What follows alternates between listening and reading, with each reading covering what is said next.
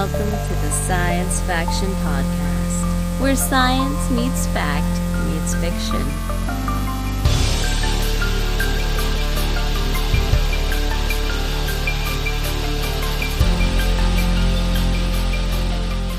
This is Science Faction for the week of April 14th, 2025.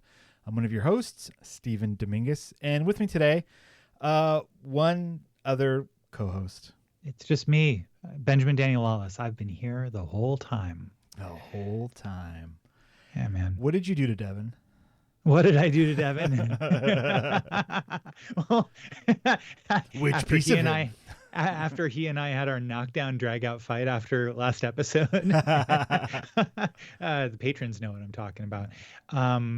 Yeah, I guess, I challenge him to come back on this podcast and shut me up. I think he's too scared. I think he's a scared little boy. Obviously. No, he's got weddings and he's, I guess he's got his spring break coming up next week. So he's probably not going to be on this week or next week. Yeah. We didn't do anything to him. He's a grown man and he makes his own decisions. And big air quotes around all of that, but yes, go ahead.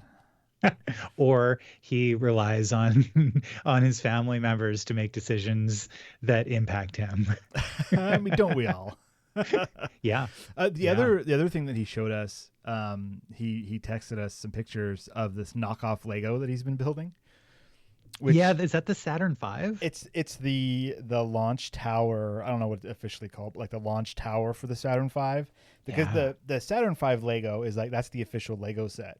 But then there's a knockoff brand. I don't know what it's called. Legno or something. And they built, it's like the tower that goes beside the Saturn V. And it's scaled to the Lego Saturn V. So, and that thing, I'm looking at mine, that thing's like 3 feet tall or so. And so it's like it's the launch pad and the big tower. And he sent us some pictures of it, and I was like, "Whoa, that looks huge!" And he was like, "Yeah, and I have only put together a third of the tower." And wow! I was like, "Whoa!" So, Devon's been busy. Yeah. So, he's not here. No, yeah, man. That's just the basic. And don't expect him next week. No, don't expect anything from us. Yeah. Hey, Stephen, yes. This morning at around 10 a.m. or so, San Diego got hit with a huge earthquake.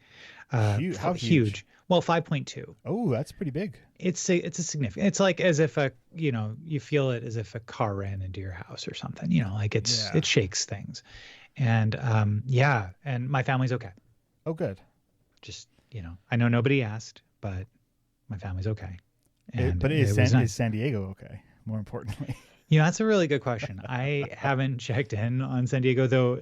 It's funny because I don't find myself on social media lately.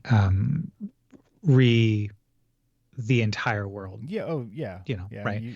We've talked about that. Right. But today I was just like, you know what? Hey, I'm on the toilet. Let me just see what's going on Reddit, and like the San Diego subreddit was very active. Did you feel it? Yeah, I felt it. Like, did you feel it? Someone posted an earthquake mega thread. I'm like, okay. Oh, so I immediately saw that and texted my family and made sure everybody was all right. And it was, so, wild. That's good that everyone's okay. Yeah. But that's, I don't know. that was kind of an interesting thing that happened to me this morning. I was going like, oh, hey, I missed the party. I mean, that's an okay party to miss. Yeah. How many times have you been in an earthquake? Like in a substantial way, like, oh, things are moving. The vase is going to tip off the shelf. I better go grab it. Like that kind of been in an earthquake. I'd probably say like 3 times. In my life. Okay.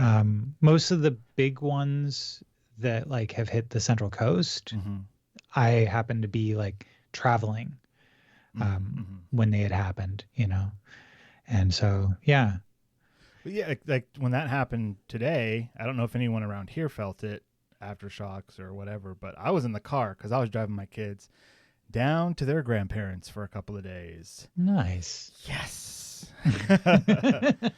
It's like spring break's coming up. So this week is their spring break. Yeah. So a week without school.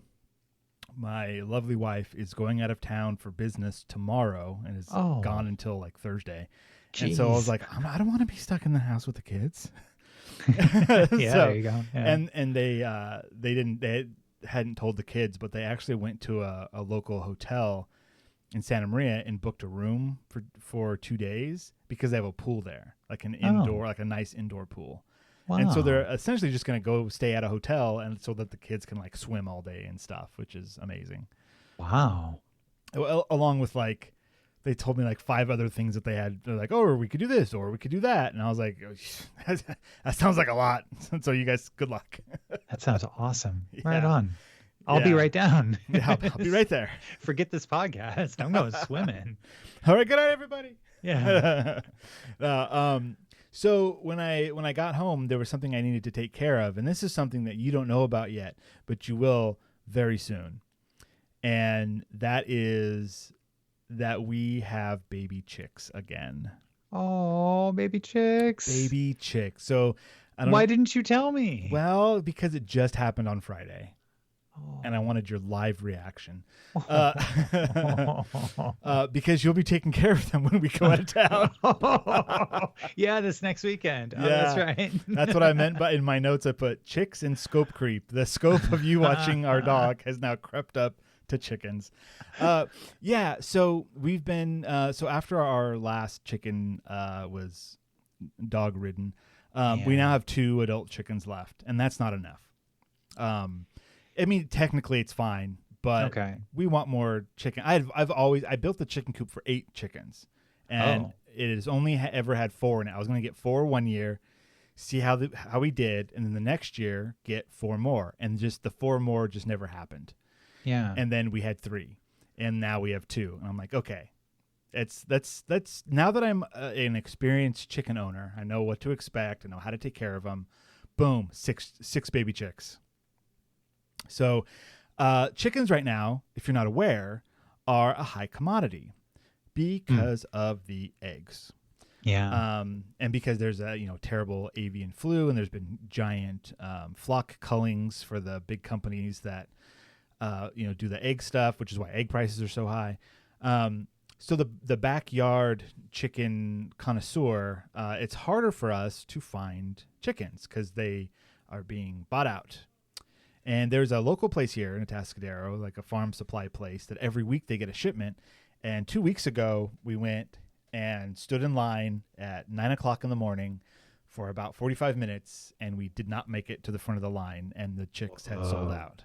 Yeah. Whoa. And so I was like, oh, we might have missed the boat this year. Like, it might just be 2 chickens for a while. Yeah. And then I was over at our local miners, / Ace Hardware, if you will. And they had a little sign up last week that was, hey, chicks are coming. And so I asked them about it, and they're like, oh, yeah, they're going to come in the mail on Wednesday. And I don't know if you are aware of this, but you can send baby chicks through the mail, and it's like a common thing.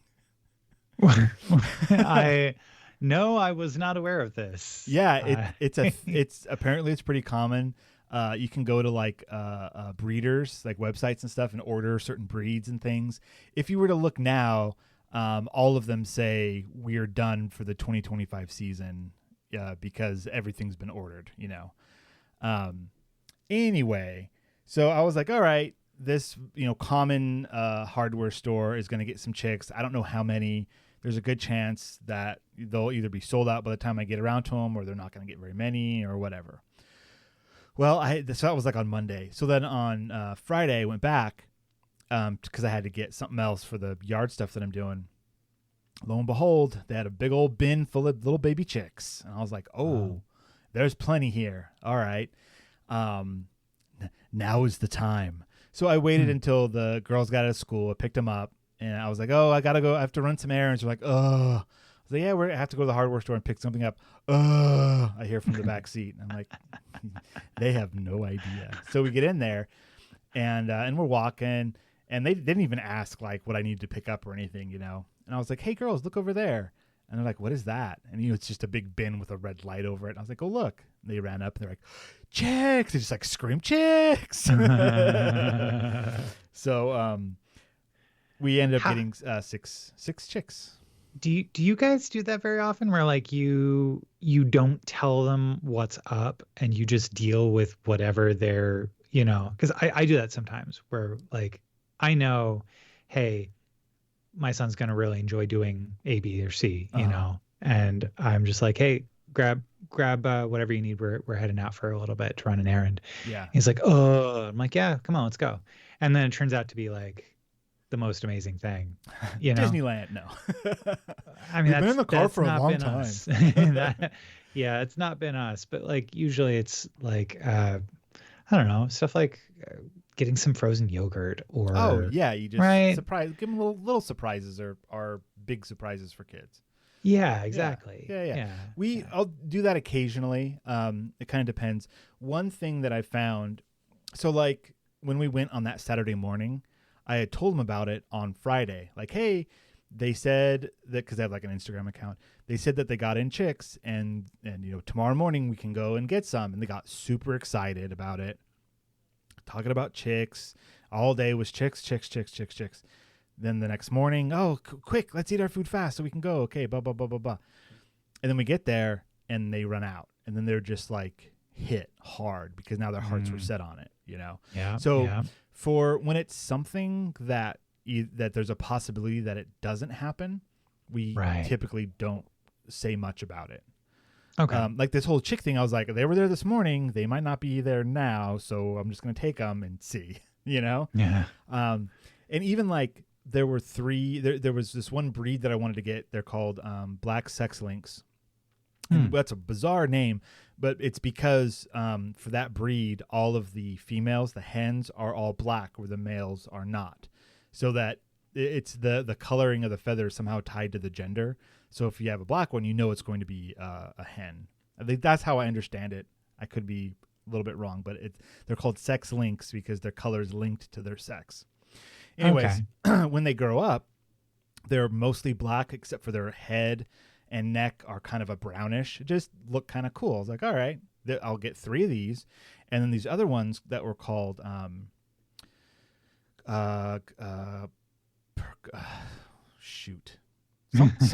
something pearl.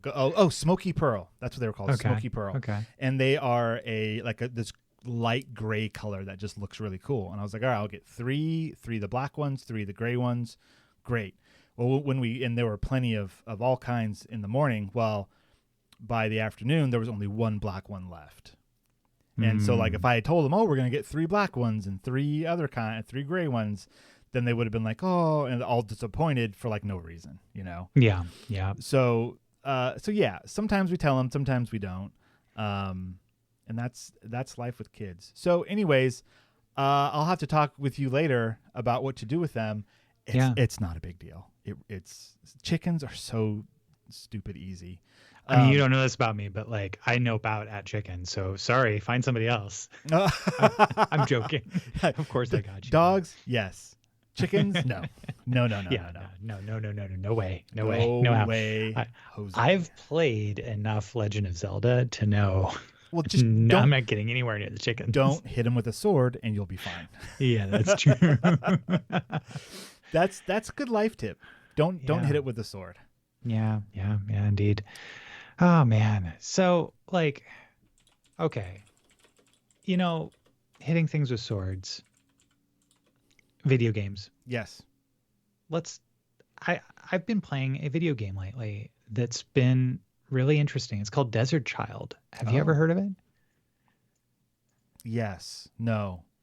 The name sounds familiar, but I can't place what it is or what it's about. So I'm going to click on the link that you put. yeah, for sure. Then the basic idea here is that this is an indie game. It is really like it's got an incredible style to it, but essentially, you're a hover bike racer that needs to get off Earth before it explodes. And aren't we all?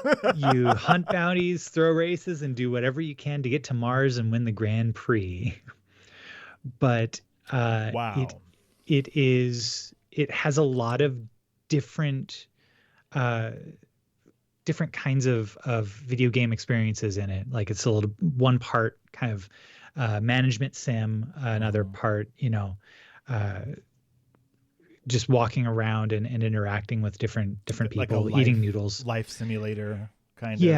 Yeah. But the main thrust of the game is a side-scrolling, like Hover bike thing. Hover bike thing. Yeah.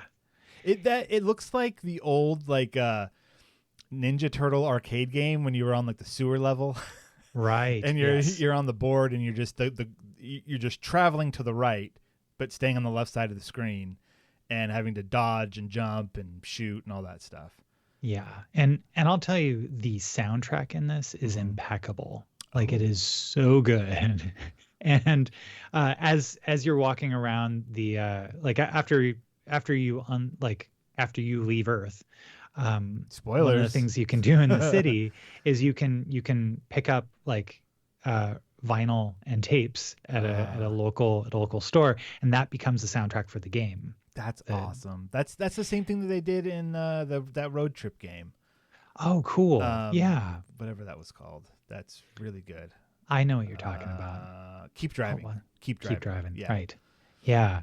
So like this is just it's so very good. And kind of short and easy. And it's got me like thinking a lot, man. Okay. All right. I don't know if you've heard about this, but I don't have a link for it, but I've been hearing rumors that the Xbox Series consoles are going to get Steam. Really? Yeah. That there's a lot of things in like betas and like hidden files and stuff that are pointing to the ability to install Steam as a storefront on your Xbox Series console. But will it run Linux? Now, this is exciting for me because, well, number one, I have an Xbox Series X, and there, I'm constantly thinking about that, like that idea. I mean, as a Steam Deck owner, of having like Steam be what your console is, right? So having this be essentially the like an actual working version of the Steam machine concept that Steam had for so many years ago that just kind of flopped, where it was like, hey, here's a PC we'll sell you that you can plug into your TV and it just functions like a console but has all your Steam games. You can set those up now. Anybody who's a fan of Steam and like knows that is like, oh, that's just a computer. I already have that, and instead of it plugged into my TV, I just have a monitor.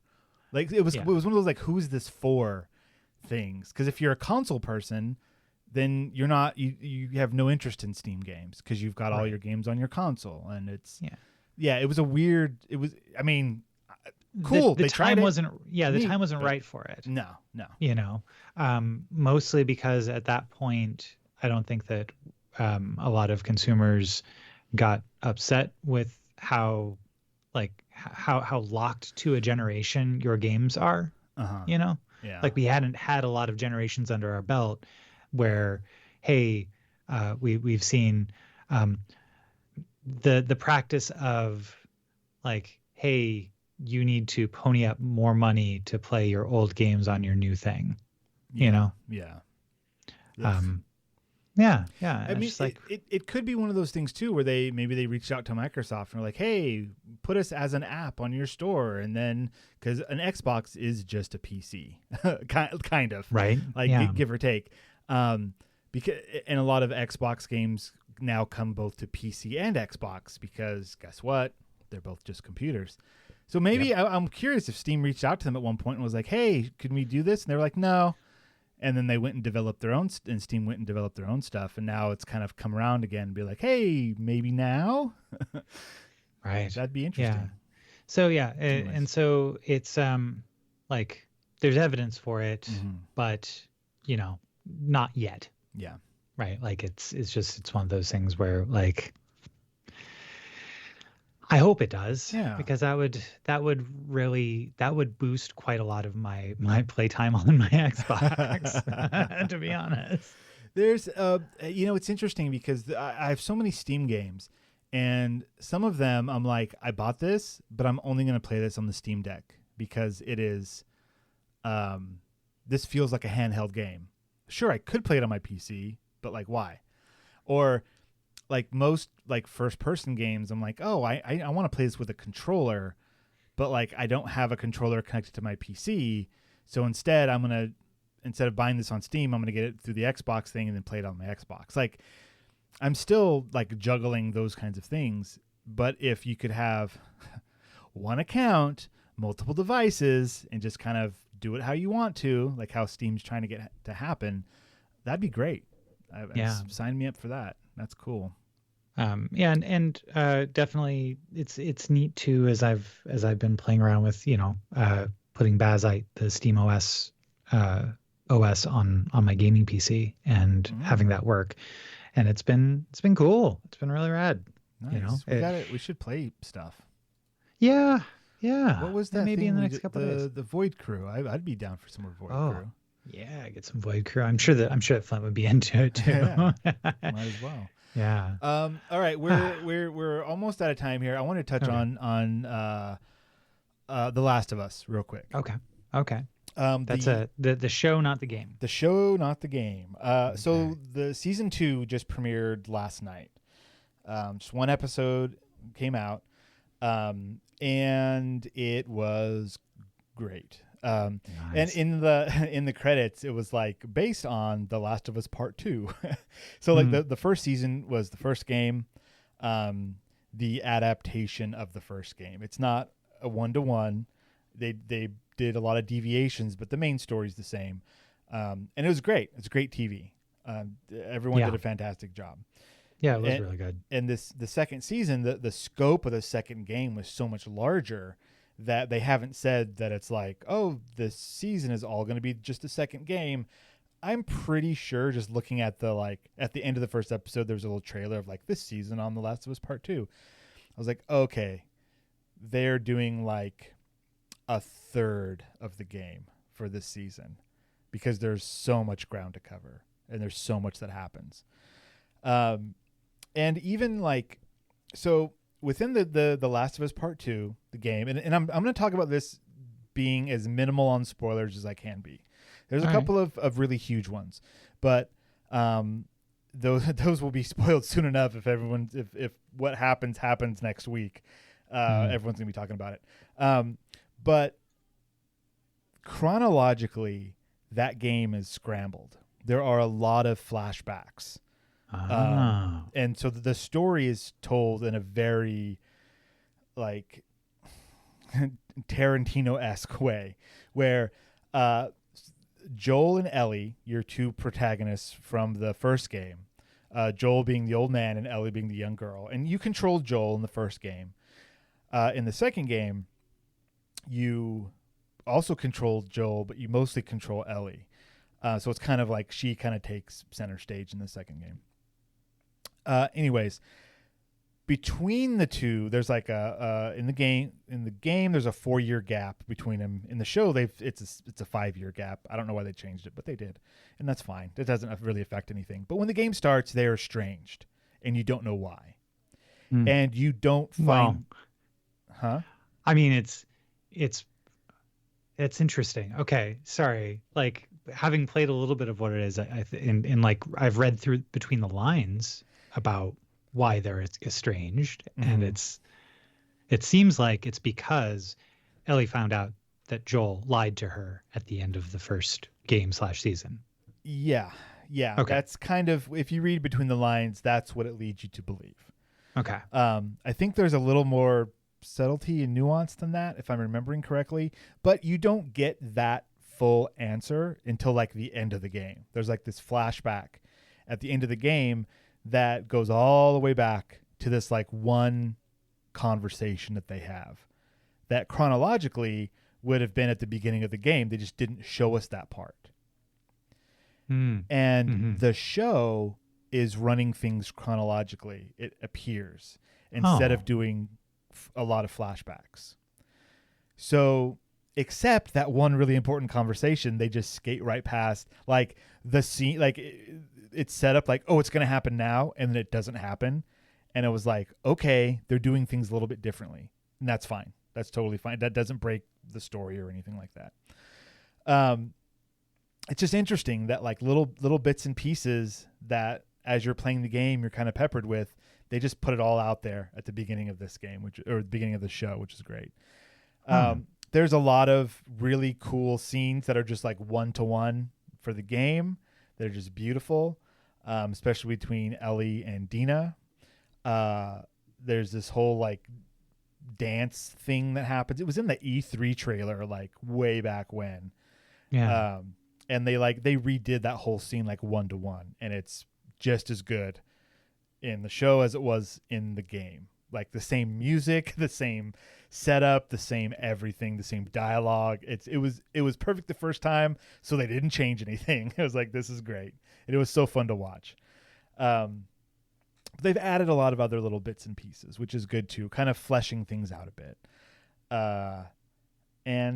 Yeah, it was great. I'm looking at the pacing of it, and I'm like, okay, if this season is like 8 episodes long, then yeah, this is going to be like a third of the game. They've already hinted at Seattle a few times, which the ruins of Seattle is a big chunk, like the middle of the game. And then there's the stuff with Abby. And Abby, her story in the game, you don't find out about for a very, very long time, about her motivations. Okay. If I'm remembering correctly. And then like something happens with her, but you still don't understand the motivations yet. And you don't find out the motivations until after like the thing has happened. This show tells us all of that like right up front, like right after the credits. It's like, this is who this person is. And they give us like 90% of the story. You could read between the lines a little bit, and they'll get more specific later, I'm sure. But that was interesting there as well. That the way that the story's being told is being massaged and adapted for TV without losing any of the actual storytelling or the punch, which is great. That's what they did with the first game / season, and they're doing it again now. Beautiful. No notes. Change nothing. You guys are doing a great job. Right on. Yeah, the whole Abby was a very contentious character in the game, and there's reasons for it. And there's a lot of bait and switch in the game that they're not gonna do, I think, in the show. They're not gonna hide things to be like, oh, you'll find out after you traverse this level. They're just gonna like tell us things, which I think is fine, because that's how TV is. You know, when you're playing a video game, you start to inhabit these people, right? You become they are your avatar for experience within the world, which is very different when you are watching a TV show and you're watching everything from a, I don't know, third person perspective or whatever. And so that's why these things need to be adapted. And that's why I think video game adaptations have had such a rough go for so long. It's hard to make that transition and have it make sense, because everybody's game is very personal to them. This is what I did in this game. This is how I played this character. This is how I interpreted, these things that I'm having to deal with. And then when you take that and you say, no, here it is on screen, and we're telling you how it is, and we're taking that experience away from you and instead showing you something different, that hits a lot of people in an incorrect way. Anyways. Yeah. The Last of Us Season 2, first episode, 10 out of 10. Don't change anything. No notes. Just give me more. Thank you so much. Naughty Dog and HBO. Right on. Never change. Yeah. So there you go. Yeah. All right. Yeah. Have you seen the Naboo movie? I haven't. I have no idea what this is. Okay. Let's do it. Tell me about the Naboo movie. The Naboo movie is a like the guys behind a couple of different podcasts, the Star Wars Minute and the George Lucas Talk Show, back in May of 2024, they presented a live reading of the original Phantom Menace screenplay. With who? Well, with Tawny Newsome, who you'd know as Beckett Mariner from Star Trek Lower Decks. Oh, okay. Haley Joel Osment. Oh boy. Okay. Vic Michaelis. Vic Michaelis from Dropout. Oh, yep. Okay. Yeah. She does an incredible, or they do an incredible Obi-Wan Kenobi. Just so good. Wow. Yeah. And I mean, just like this all-star cast of comedians and stuff, including Eric Bauza, who I mentioned a week or two ago, because he voices both Daffy Duck and Porky Pig in the Looney Tunes movie I just watched, The Day the World Blew Up. Yeah. The Day the Earth Blew Up. And he plays Daffy Duck showing up as a reading Jar Jar's lines. The first comment on this video is Daffy Duck Jar Jar is incredible. It is incredible. Yes. Wow. Okay. And so it's only 2 hours and 49 minutes long. Only. Great. I find out about this because one of my friends is going to the live, is going to be there live for their reading of episode 6. So they've done. Have they done all of them? They're working through all of them. Yeah. So after the Naboo movie, it was Camino Caper. Oh boy. And yeah, I recommend it if anybody's like into Star Wars and having a laugh at it a little bit.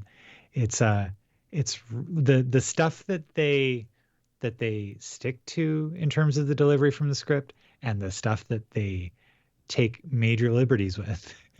It's all good. It's all wonderful. So fantastic. This looks great. I recommend it. Why is Haley Joel Osment have one shoe on only? That's interesting. I don't know. I don't know. Okay. Yeah. I only got 12 minutes in. Okay. It was 12 minutes where I was like, I'm going to come back to this. Okay. And, this seems like something that I would put on while like I'm painting or something, because it's mostly audio that you're paying attention, because it's the video that I'm seeing is people standing on a stage looking at a script. Yes. So I imagine this is mostly audio that you'll be paying attention to, that you can just kind of enjoy while you're doing something else, like a podcast or something. Right. Do you know what a podcast is? That's great. You listen to white men talk about things that they think that they know about, and they talk about them like they're professionals. And they know nothing. They know absolutely nothing. They know nothing. Okay. We're half an hour in. We've got to get to the science. Sure. Yeah. I am trying to close this window and my mouse is freaking out. Hold on. Yeah, don't close any windows anymore. Keep the windows open. All right. We are now to the point where it's either the future or it's right now. No. Tell me about this thing the sentence that you've typed in our notes. With no links. What is this? No. Okay. All right. So, my wife really likes to listen to Neil deGrasse Tyson.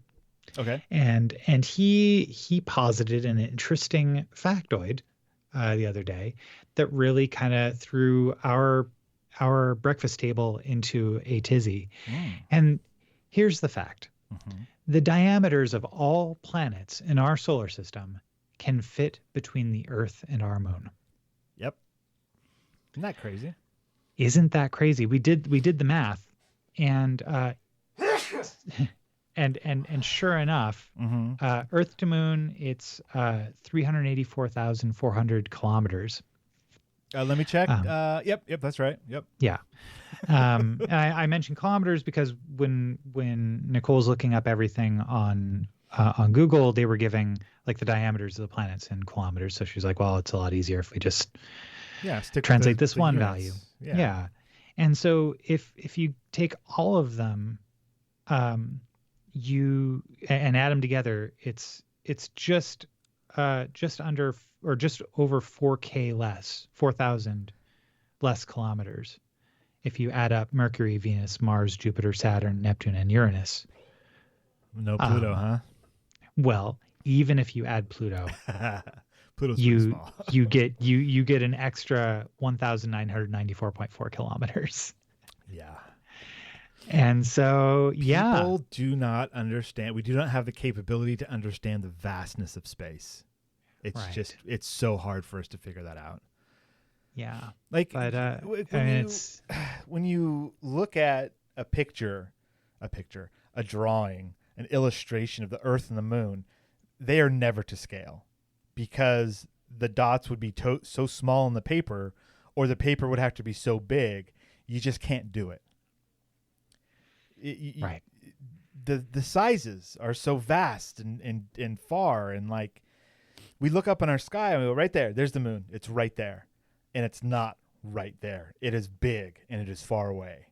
And it's hard to imagine. That's cool. That's cool that you guys like at your breakfast table were like, Yeah. let's add up planet diameters. And everyone was like, yeah. Let's go. That's a typical, breakfast on a school day sort of thing we do. Wow. Planetary science at the breakfast table. That's a good one. Mm-hmm. All right. And that's it. That's it for me. That's all I have. Fantastic. Great. All right. I'll make mine quick too. Well, not that quick, but because I talk way too much. So this comes from Science Daily. I'm going to call this one Mad Mouse, and you'll find out why in a minute. This was published on April 9th. AI models of the brain could serve as digital twins in research. In a new study, researchers created an AI model of the mouse visual cortex that predicts neuronal responses to visual images. Okay. This article is not super long. I'm not going to read the whole thing, of course, but this is kind of cool. What the science people did is mapped out the visual cortex of a mouse brain. And then they put little helmets, what I can only imagine are little helmets on mice, and recorded their visual cortex responses while they showed them action movies specifically. This article calls out Mad Max as one of them. For a reason. Let's see, to quote Tolius, who's Tolius? Andreas Tolius, PhD, Stanford medicine professor of ophthalmology and senior author of the study, says mice have low resolution vision, similar to our peripheral vision, meaning they mainly see movement rather than details or color. Quote, mice like movement, which strongly activates their visual system, so we show them movies that have a lot of action. Over many short viewing sessions, the researchers recorded more than 900 minutes of brain activity from 8 mice watching clips of action-packed movies such as Mad Max. Cameras monitor their eye movements and behavior. The researchers used the data to train a core model, which could then be customized into a digital twin of any individual mouse with a bit of additional training. So they created this AI model of the mouse's visual cortex. And the model, the new model is an example of a foundation model, a relatively new class of AI models capable of learning from large data sets, then applying that knowledge to new tasks and new types of data, or what researchers call, quote, generalizing outside the training distribution. And then it all includes in parentheses, ChatGPT is a familiar example of a foundation model that can learn from vast amounts of text to then understand and generate new text. Right. Once again, these things are not true artificial intelligence. They're just manipulating data in a very clever way. So what they did is they created this model of this digital model, and then fed it the information from all of these mice saying, hey, this is how the visual cortex of a mouse processes all of this visual information. And then after they did that, now they have a digital twin that when shown, quote unquote, shown visual data, the brain activates the same way as it would activate in a real mouse. So let's see. These digital twins were able to closely simulate the neural activity of their biological counterparts in response to a variety of new visual stimuli, including videos and static images. The large quantity of aggregated training data was key to the digital twins' success. They were impressively accurate because they were trained on such large data sets. Though trained only on neural activity, the new models could generalize to other types of data.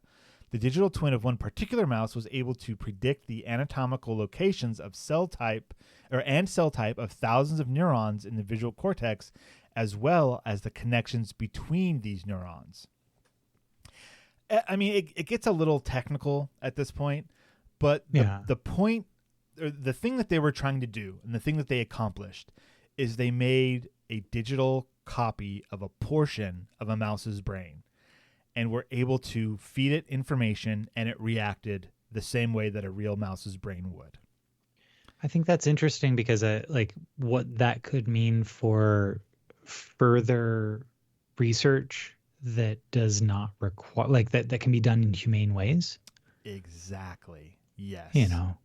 And they talk about that in this, saying that they could, let me find where the part is. There we go. Experiments that would take years could be completed in hours, and millions of experiments could run simultaneously, speeding up research into how the brain processes information and the principles of intelligence. Yeah, they say, like, this is great because we can take this one model, press Control-C, Control-V a whole bunch, and now you have a ton of test mice, right? Like, if you could make a copy of the entire mouse brain, the entire cat brain, dog brain, primate brain, you can then throw stuff at it, and over and over, and when I say throw stuff at it, I mean experiment with it, show it things, see how it works, the visual information, audio information, whatever this brain can process, throw that information at it to see how it works. And you could do it thousands of times, millions of times, and a lot faster, and you wouldn't be constantly and consistently killing these animals. Mice, not a big deal. Yes, it's killing a thing. Not always, but if you're testing on a mouse, sometimes what you do is you run the test, and then you have to look at the inside of the mouse to see what happened. And that typically the mouse does not survive that. Mice breed rapidly. There are lab mice specifically that are bred for testing. It still kind of sucks, right? I have a dog that was tested on. Like there are, for science to move forward, we have to test stuff. And instead of testing it on a human, we test it on something close to a human, to see if it's going to be good or bad for the human. It's one of those necessary evils in science that you have to do animal testing. Not on everything, but on certain things. If we could instead do a digital test, that would be amazing, right? If we say, hey, if we got to the point where it was like, hey, we have a complete digital double of a human. It's not alive. It doesn't think. But when we give it stimulus, we can see how it responds.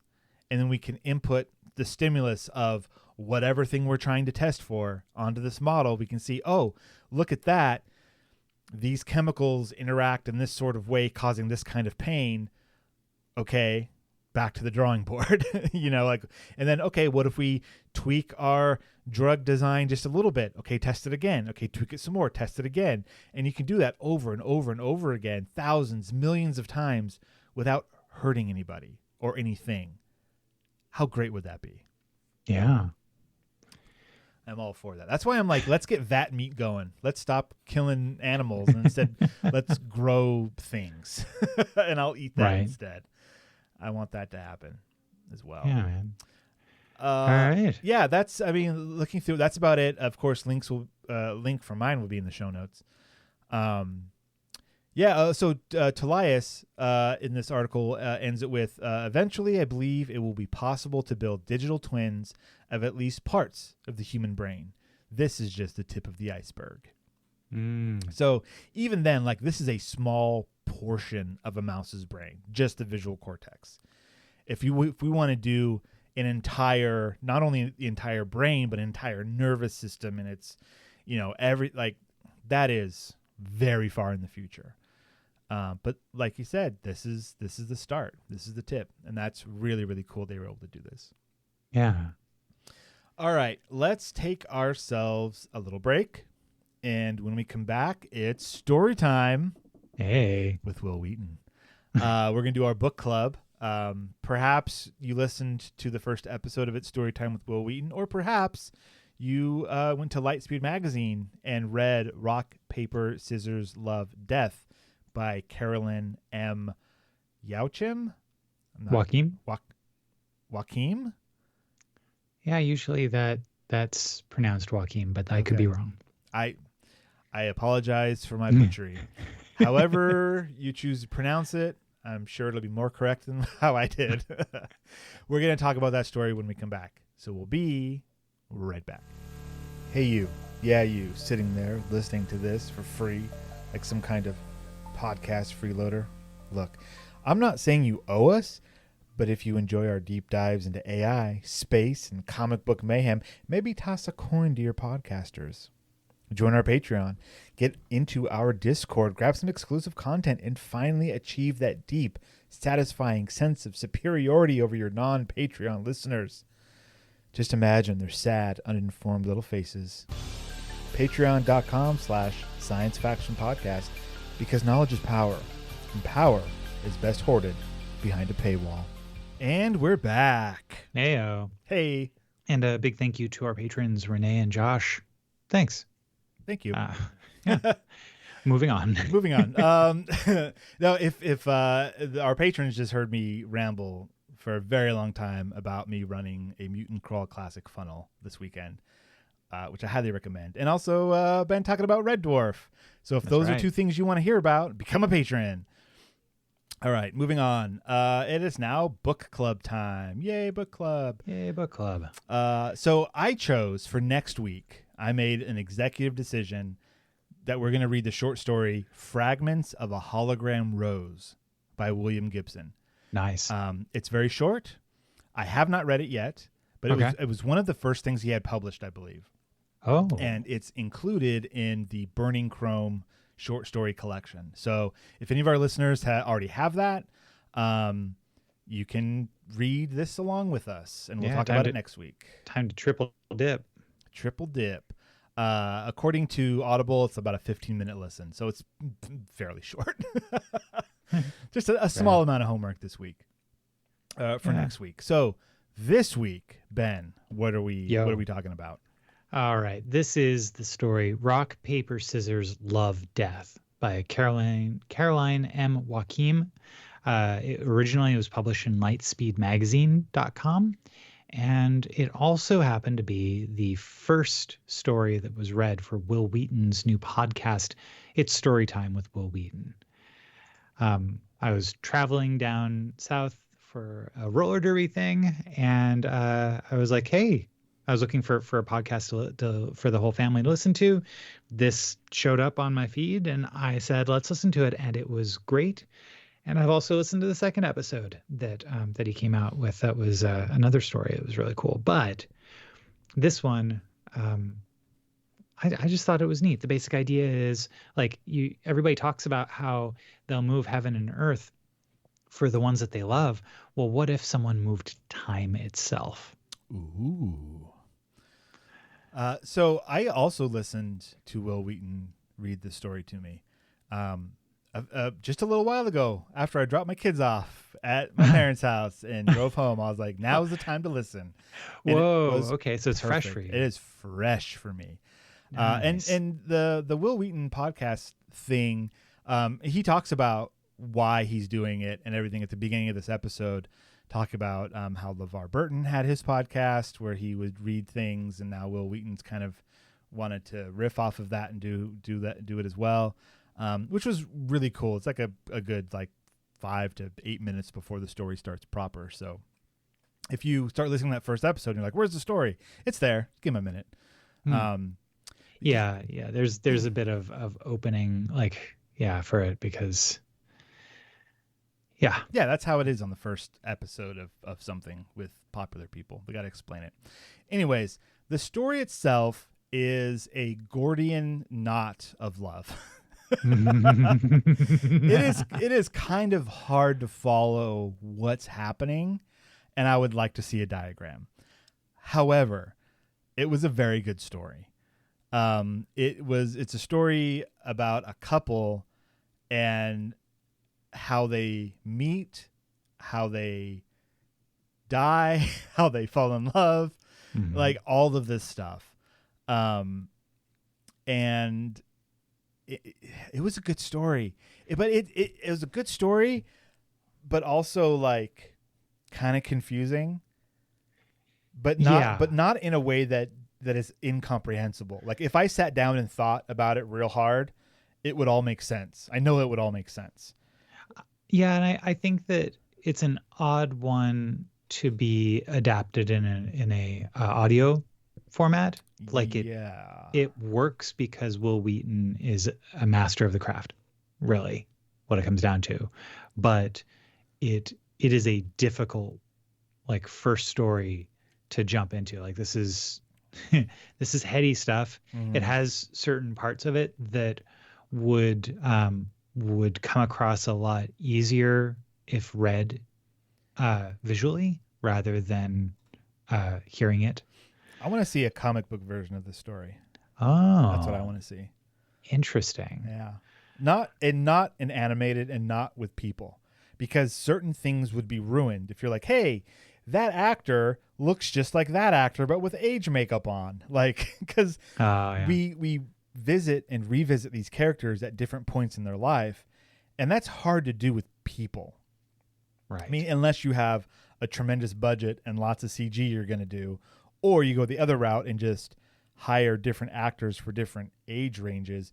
But like that always feels kind of off because it's not the same person, even though it's the same person. You know what I mean? Well, unless you're watching Looper, and then you're like, yeah, that works. I mean, I'm in. That's one of the rare exceptions.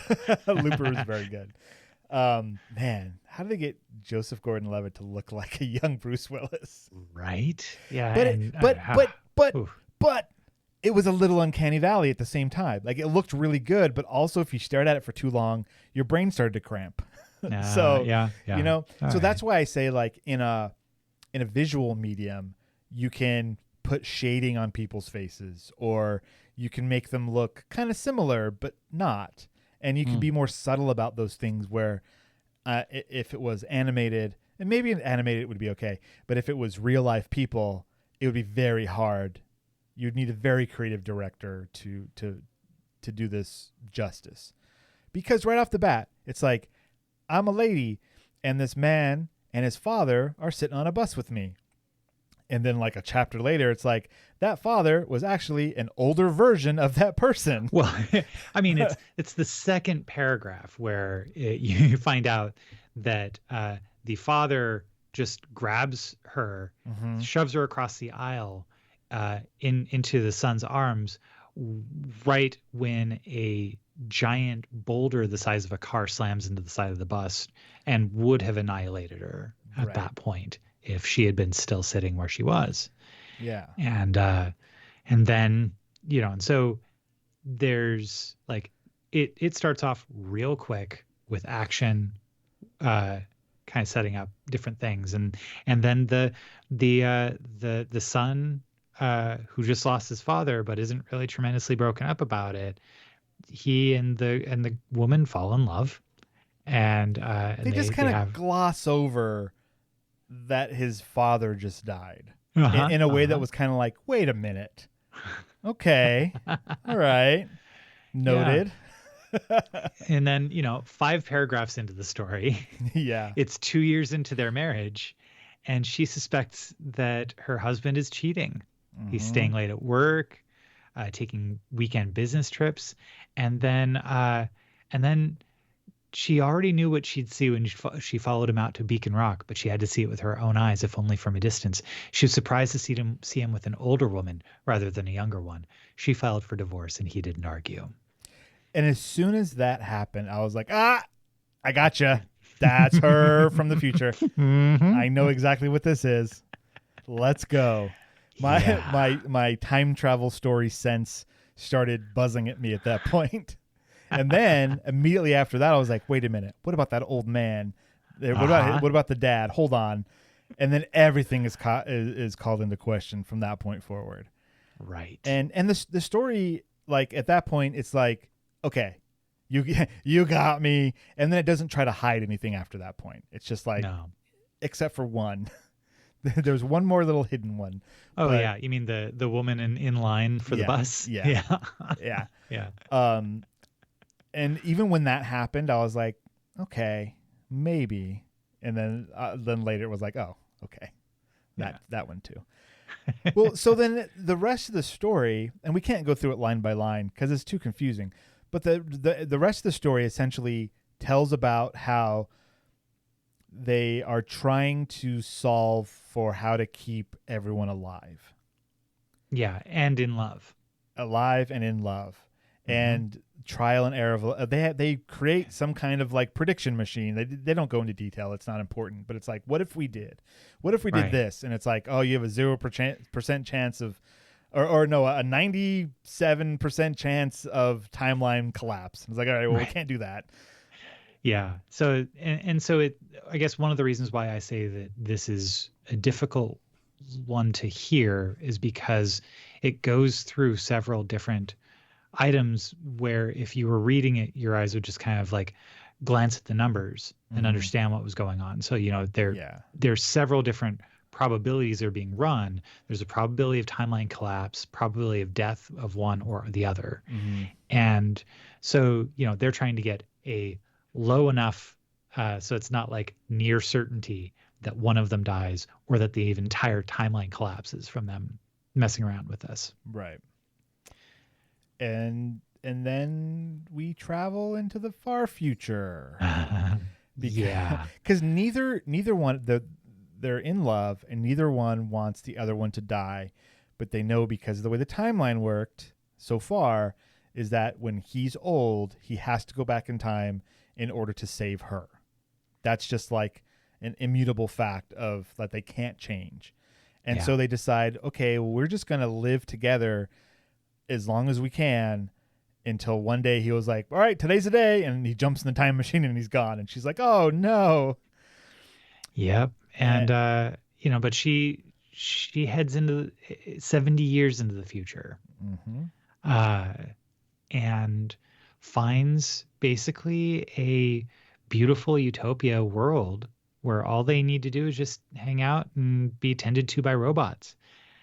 And this was interesting to me, this particular section, because there aren't a lot of humans around.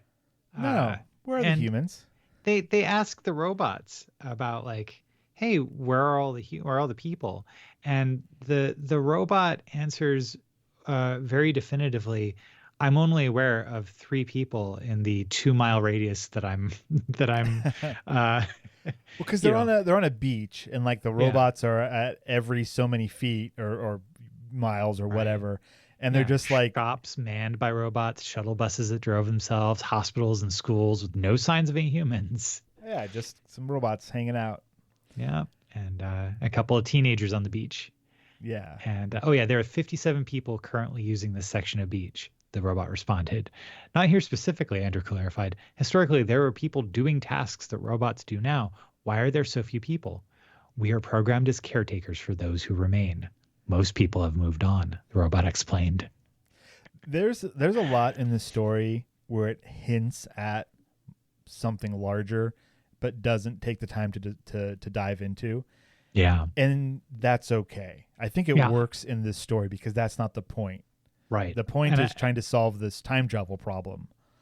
But that's those things that really capture me, that propel me through the story. And I don't feel bad that I don't know the answer, because like having the question itself was enough. Yeah. It was really cool. Yeah. And even like the characters are like, some kind of singularity happened perhaps. Oh, well, let's keep working on this time travel problem. Yeah. And that's really enough. That's like, okay. It's not for us to fix, Yeah. you know, like. And even the way the story ends is a tiny, tiny little question mark, because you don't get a definitive answer. You get a 99.9% answer, which if you read the story, you understand what that means. And look, this was good. As far like a time travel stories are hard to do, to try and keep the timelines straight. If that makes sense.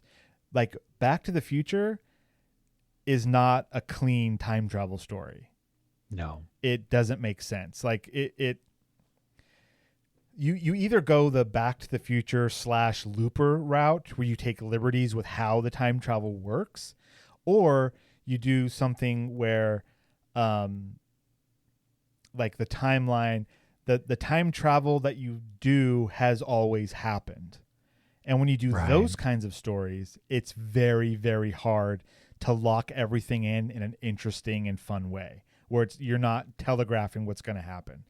Like at the very beginning, if it was like me and a future version of myself boarded this bus, you'd be like, okay, now I know that you're going to survive until sometime in the future, where you're then going to come back into the past. And when that is revealed in the story, it is revealed at a point where it's ready to be revealed. This is why I say, like, it'd be very difficult to do the story with real people, because we would immediately recognize those two people look like they're the same person. And so that is immediately broken. Yeah. Anyways, I thought this was very, very well written. Time travel stories are hard. Yeah. Yes. Agreed. Yeah.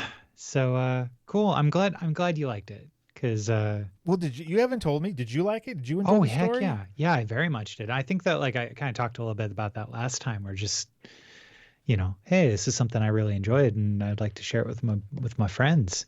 You almost said something else. What did you almost say? My boys, my science bros. Hey there, champ.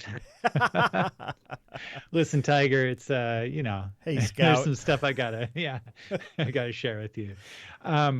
Yeah, but no, I very much enjoyed it. I thought that, again, yeah, like the hints at stories that could be too is really cool.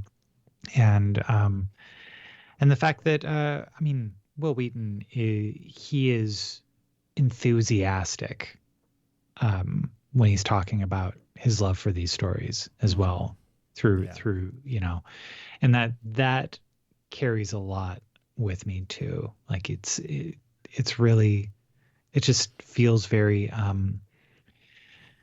very nice. It's just nice. He's a nice boy. He's a nice guy. Nice guy. And did I tell you I met him at a convention? Probably at least one convention. Yeah. He's a cool guy. Yeah. Did he give you a high five or anything? I don't remember if we high-fived or not, but did you touch him? Our conversation was cut short because I'm assuming it was his wife had to chat with him about something. Oh, okay. Well, wife Trump's fan for sure. Yeah. Yes, 100%. Sure. Right. So it's just like it's fine. It's not a big deal. And you know, I'm one of hundreds of people showing up at a Star Trek convention. Yeah, you were a face in the crowd for him. Exactly. I was a Tuesday. You were a Tuesday. Oh, to be a Tuesday again. Yeah. All right. So yeah, I mean, how many time machines out of love do you give this story? I give this 1, 2, 3, and 7 time machines. Okay. Yeah. Yeah. I would definitely give it Infinity Time Machines Oh, out of love. okay. Yeah. Which I think is Out the of same love. as what you said from a certain point of view. Pretty much. Time Pretty travel much. stories are hard, man. They are hard. Yeah. And this just, then as you're going through and you're like, wait, does that mean this? Does that mean this? Oh, like that was a really cool little thing that not a lot of stories do for me, I but like how this story did or talked about a grandfather paradox. No, not grandfather. Is it grandfather paradox? No, it's something else. It's not the grandfather paradox. It's a different one. They talked about it, but didn't call out of like, oh, that's a blah, blah, blah paradox. Bootstrap. I think it's a bootstrap paradox where at one point she's like, hey, what if we just give your younger self the plans to the time machine so that you can make it earlier? And it's like, that's not going to work because if you give me the younger me plans for the time machine, then I never would have thought up on how to make the time machine myself. So I would never have made the time machine. Like, then who created the time machine? It's right. They didn't talk about that, but it's like, hey, if you have a watch and you go back in time and give it to your younger self, and then you grow up with that watch and then go back in time and give it to your younger self, where did that watch come from? Right. The gin particle sort of thing. Yeah. It's probably has a lot of different names, what kind of paradox that is, but I like that in this story, they didn't call it out as a paradox. It was just, this can't happen. These are the reasons why. Oh, I get it. And then the story moves on. And I'm curious if there are other ones buried in there that I didn't quite suss out, because every now and then I got confused. But I'm sure it's in there. I trust. Yeah, right. but verify. Verify your sources. Verify your sources. All right. Well, like we said before, next week is Fragments of a Hologram Rose by William Gibson, part of the Burning Chrome short story collection. Check that out. And I think we're done here for the week, man. Yeah. Oh, how nice. I think that's it. Is it next week? Next week week we got to figure out our timing here. Yeah. Because I'm on vacation next week too. We'll off air. We'll figure that out. But what I was getting at is that Andor season 2 is the 22nd, and that's going to be probably after we record our next episode, so we won't get a chance to talk about it yet. But that's coming soon. There's going to be The Last of Us and Andor, both season 2s running at the same time. Peak TV's coming back. Just give me more Strange New Worlds, Nobody cares about that. You know what was funny? I saw a commercial for Paramount Plus. Yeah. And there was nothing about Star Trek on it. And I was like, that's a first. I was like, what I'll tell you what was interesting is that I check trekmovie.com pretty regularly, right? Sure. And I've been getting a little bit nervous because I'm like, they haven't had an update on their main page since March 11th. Like what happened? Uh-oh. And so, in fact, today I was on it. And I was like, okay. And then I saw that like on the ticker up top, they are just like, oh, hey, here's a bunch of new articles that aren't in the list. I'm like, wait a second. And so like, there's a place to file site feedback. And so I filed site feedback this morning, and then like 20 minutes later reloaded. And oh, hey, here's all the new articles that they never put on that just weren't on the hard, on the homepage. Including a new trailer for season 3 of Star Trek Strange New Worlds, which has a murder mystery episode, a rom-com episode, a documentary style episode. All right. It looks pretty wild and wacky, and I think it's going to be great. Is it confirmed that that's going to be their last season, or is there more? They're not right now filming the next season. They're filming season 4. Okay, awesome. Yeah, cool. So when we have not had a release of season 3, I think it's planned for, when?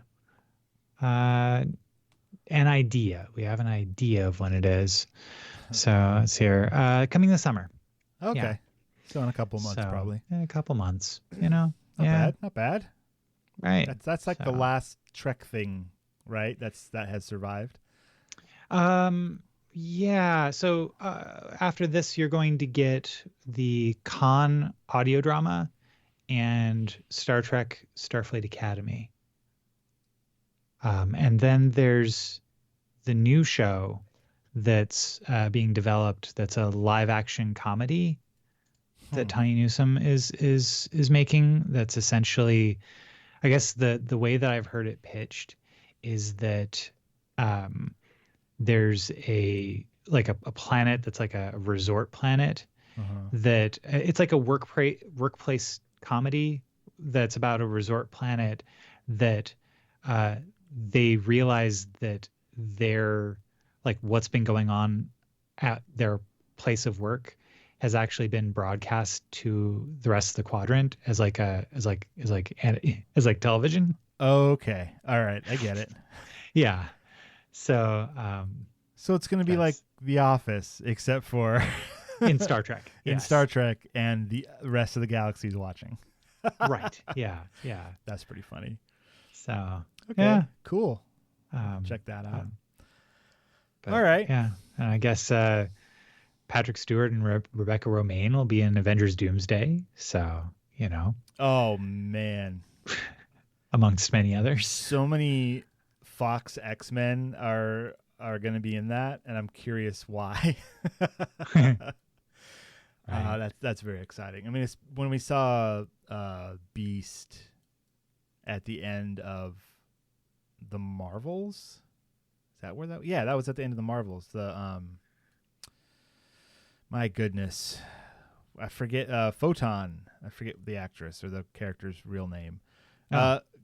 Goes into another universe, and it's in the Marvels. It was at the end of the Marvels. Yeah. And it was Kelsey Grammer's Beast, or a version of his Beast that we first saw in The Last Stand, I believe. But this one, he looks CG and not makeup-y at the end of the Marvels. And so the theory is it's that universe's X-Men is where all these other actors, the Patrick Stewarts and the Ian McKellens and the Cyclops Man and Rebecca Romaine, that's all going to be part of that universe that's going to be brought in. Yeah. And annihilated, because that's what Doomsday does. So good job. So yeah, looking forward to seeing all those not as in like age old, but old actors as in the previous movie's actors back, because it was fun to see a couple of them in Deadpool and Wolverine. Yeah. So yeah, indeed. Give us some more. Right. And I mean, so like Kelsey Grammer and Chris Hemsworth also have been in Star Trek as well. So getting they're Trek alumni as well. I mean, at this point, you could put it the other way around and be like, a lot of people are MCU alumni at this point. Like half of Hollywood has been in there somewhere. Yeah. So I went through. I was scrolling. We got to end the podcast. I was scrolling through Instagram and came across somebody's like podcast that they were like, I'm gonna give you a quiz to see if you know if this character has been in the MCU or not. And it was some obscure, like major names, but obscure, that they only appeared in like small cameos and stuff. And there's a lot of people, man, that have been in the MCU. It's pretty nuts. Anyways. All right. That's it. We've had technical difficulties. We've had time travel. We've had all kinds of good stuff. Earthquakes. Mm-hmm. It's been a good episode. Yeah, man. So, well, you know what the worst thing is somebody stole all my violas yesterday and they won't give them back. I'm going to have to resort to violins. Good night, everybody.